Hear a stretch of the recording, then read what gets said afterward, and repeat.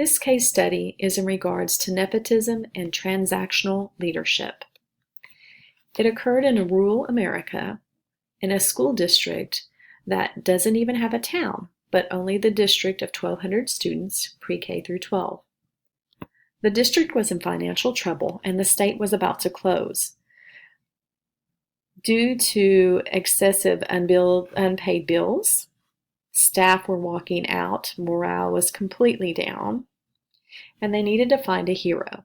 So a former elementary principal who had received her superintendency certificate was ready to take this challenge on.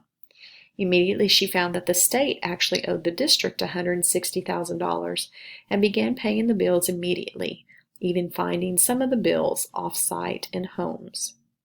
She began to create a very healthy carryover where teachers were given a yearly stipend depending on how long they had been in the district. The gift was given before Thanksgiving.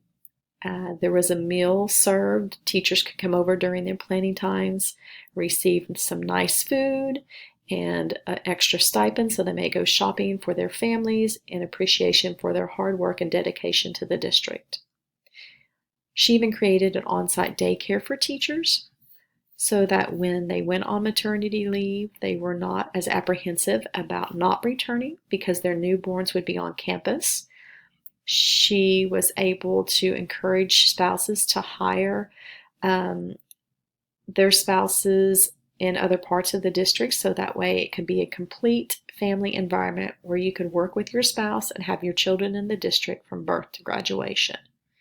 And with high compensations, many benefits, it was easy to keep the people loyal and dedicated to this district. They also had many colleges send their teachers to the district, and they gave them a stipend so that the district teachers can earn their masters at the universities. The superintendent had her 3 children graduate from the district, and many board members and district building administrators would attend their yearly state conference as a family vacation, encouraged to go out and shop and dine together as a group and enjoy the conference and collaboration for the next year. However, trouble began. During the state audit, they noticed that the district administrative and travel cost would sometimes average $88 per person per meal, which is a little excessive. The state auditor also noted that administrative and districts and in the district were paid highest in the county.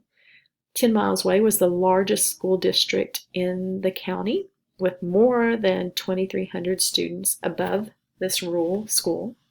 Yet the administrators in the rural school were paid $30,000 to $50,000 more. Also, her oldest daughter was hired as a cheer coach and later as a high school teacher upon certification.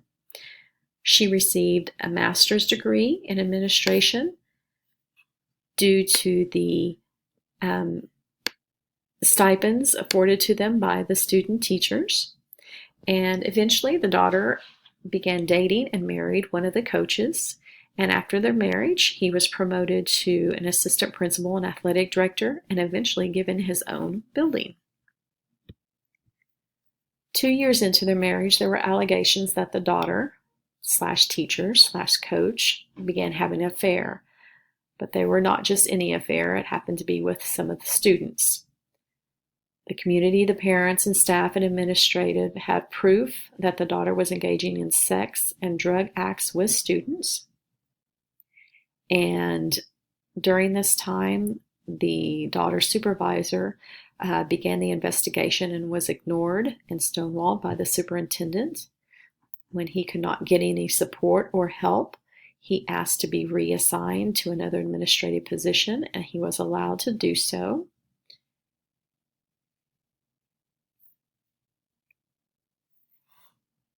Parents went to the local sheriff's department, where they were told that the state law allows consent if over 16, so prosecution was going to be very difficult. A younger administrator was hired from outside the district, and the superintendent developed an obsession with this new administrator who was supervising the daughter. Being young and inexperienced, the administrator did not continue the investigation in order to keep favor with the superintendent.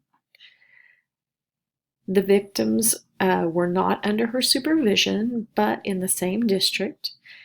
And unfortunately, we have too many educators that have inappropriate relationships with their students and too many leaders who use their position and power to inhibit these ethical obligations we have. So my questions to our cohort are, what types of power are exerted by each of these educators in the case? And I've put a table over here, kind of a reminder of some of the research we've studied in the last few classes. So you may answer with them or your own. What ethical challenge were faced by these educators in this case study?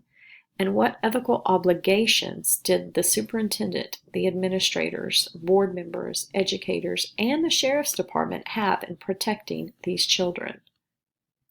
Finally, we can ask in this case study, what types of checks and balances should be in place in the district to avoid the moral dilemmas caused by nepotism?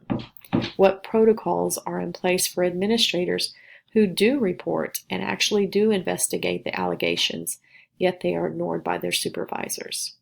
And finally, what can parents do when district employees and law enforcement are unresponsive or apathetic? I hope that you've enjoyed this case study.